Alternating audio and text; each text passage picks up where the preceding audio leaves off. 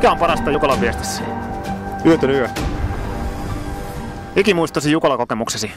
Kai se ensimmäinen on Sippu Jukola, missä juoksi eka kertaa ja en nukkunut koko yönä, kun jännitti niin paljon, kun aamulla lähdin juoksemaan. Ensi vuonna kilpaillaan Paimiossa Louna-Jukolassa. Millaisia toiveita sinne? Vaikea sanoa, että kun itse on mukana organisaatiossa, niin kai mulle pitäisi esittää niitä toiveita, mitä sinne halutaan, mutta uskon, että sää tulee olemaan paljon parempi kuin täällä. Että aurinko paistaa ja lämmin keli tulee. Kenen mielestäsi pitäisi osallistua Louna-Jukolaan? Kaikkien, ketä kynnelle kykenee, sanoisin, että voi sanoa, että jos jaksaa vähänkin juosta, niin pystyy hyvin joukona suoritumaan läpi.